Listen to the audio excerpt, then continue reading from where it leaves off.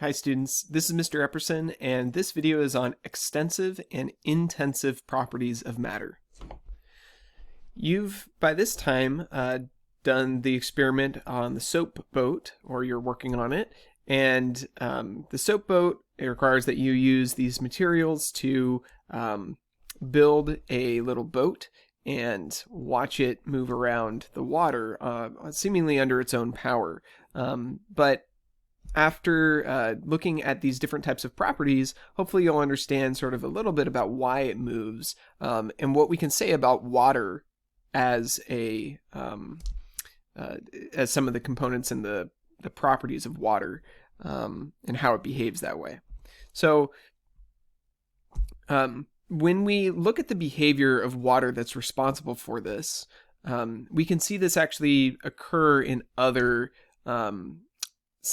fields. So in this case, you're looking at a water strider, and water striders are very, very light, but they're also, very, very effective at spreading out their weight, because they do have a weight. And the way that they do what they do, walking on water, they are able to stand on what's called the surface tension of water.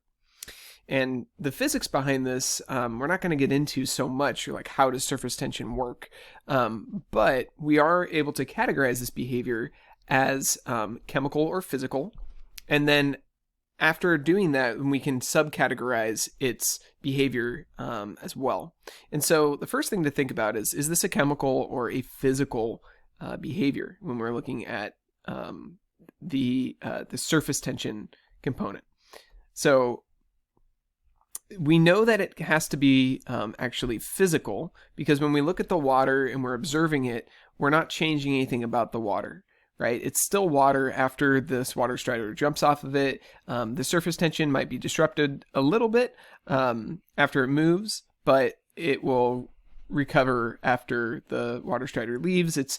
We're not breaking water by doing this. We're not using it chemically. It's still water. So we know that means it's a physical property.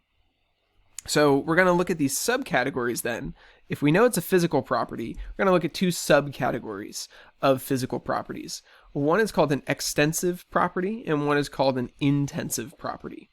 And we'll figure out where does the surface tension idea go. Is it an extensive property of water, or is it an intensive property of water? And by the way, chemical properties are not defined by intensive or extensive, and you'll see why in a moment, I think.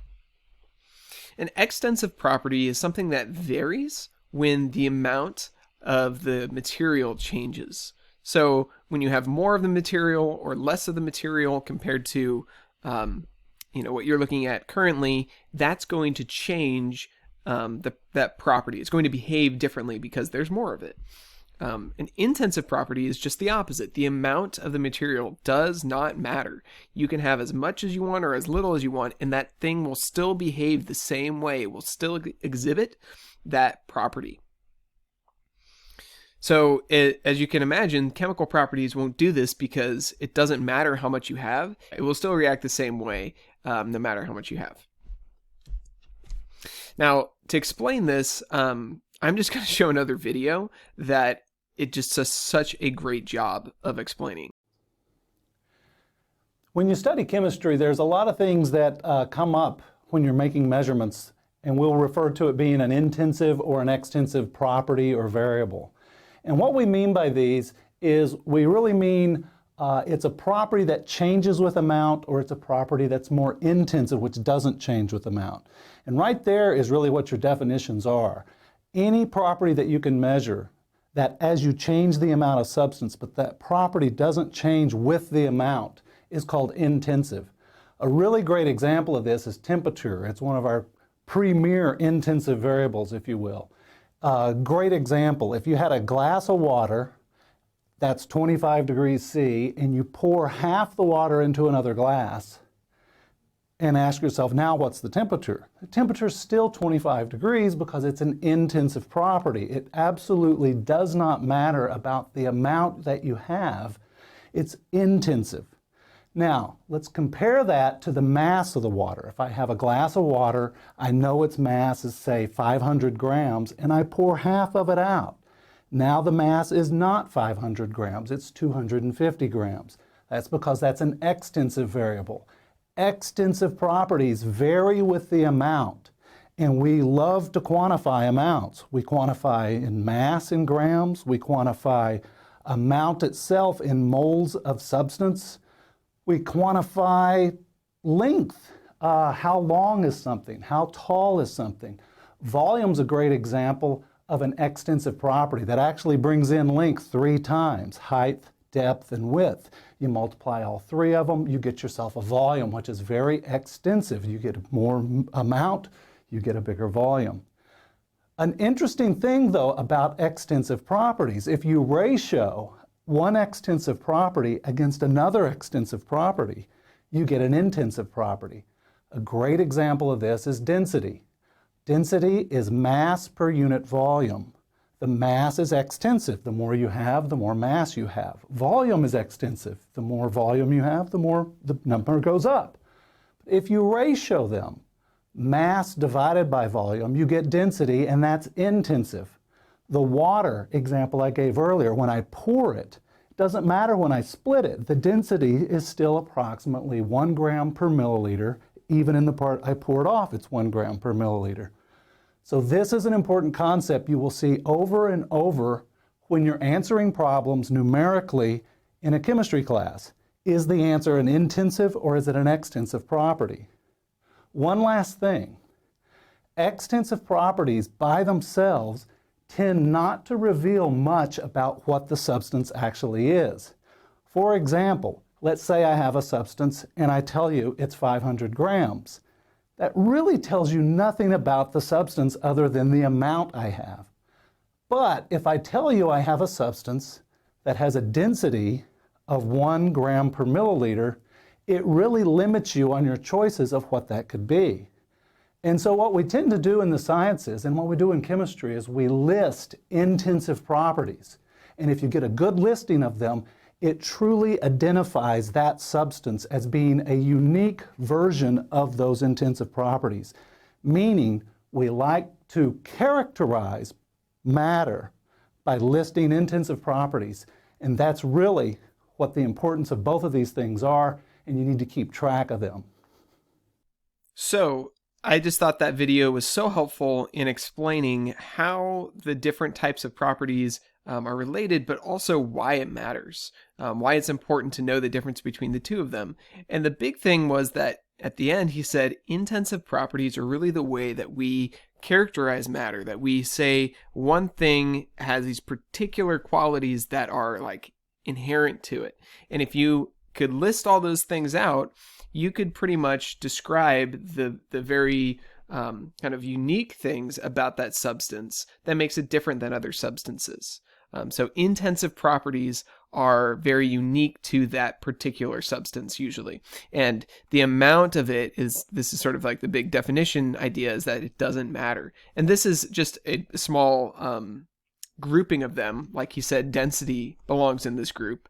But there are things that are unique to the particular substance. Its boiling point, its density, its color, its temperature, its luster, how it shines, and its hardness. And again, some things have similar hardnesses or are also blue or whatever. There's similar things that, or things can be similar in their intensive properties, but the extensive properties are a lot less specific.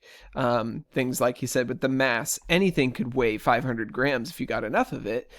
So just having a mass of 500 grams is a property of that sample that you're examining, but it doesn't tell you really anything about the substance. So that's what we're looking at and kind of why it's important to know the difference between these two things.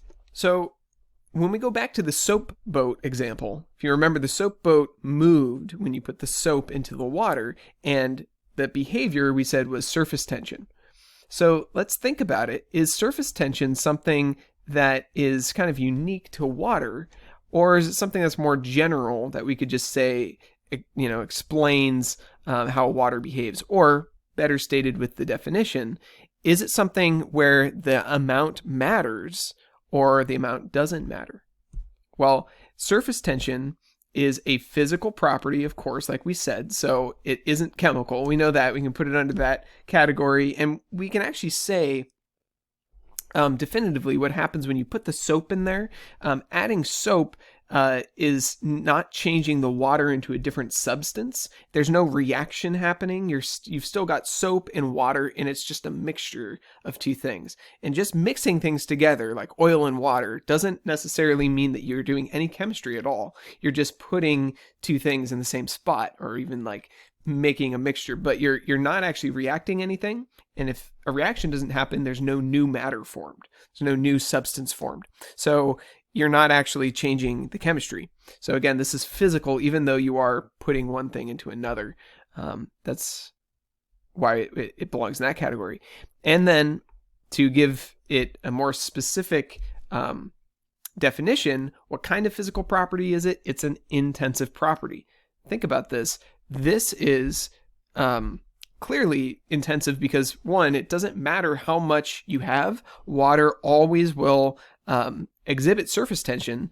It will do that in a drop of water. It will do that on a pond, or in the ocean. It will have surface tension. It doesn't matter how much you have, you still have surface tension. But additionally, it's a nice way of kind of describing the behavior of this substance. It has this particular kind of surface tension. And though lots of things have surface tension, water's surface tension is very, very high, which again helps us describe water in a kind of a special way, that it does this particular thing. And being able to enumerate those things is helpful for describing matter, which is the goal here. How do we describe matter? Okay, so let's do a little quiz, see if you got this. A scale that reads 86.4 grams for a sample of calcium carbonate, which is this substance right here, it's telling you a particular property of this substance. What kind of property is this? Is it an extensive property or an intensive property? It's an extensive property. And the reason it's extensive is because if you go back to that list, you could just find it on the list, but because it's extensive is because it is giving us information about the substance, but that information could change if we add more of it or less of it. So this one talks about if I was to measure something using a thermometer, okay?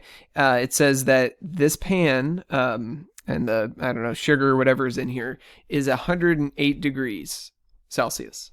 And what would we say that the property of this substance, that the temperature it falls under? When we're collecting that data, what kind of property is that going to go under? Is it extensive or intensive? If you said intensive, you're correct. It's a little tricky, but if you remember, it doesn't matter if you take any of the liquid out of it, right? We're assuming it's well mixed. And if you take any of this liquid out of it, that's also going to be 108 degrees C, but you're not going to lose any of the temperature reading over here. It's not going to go down by any amount because you took some out. That property is just going to move along with the matter as you move it from one place to another.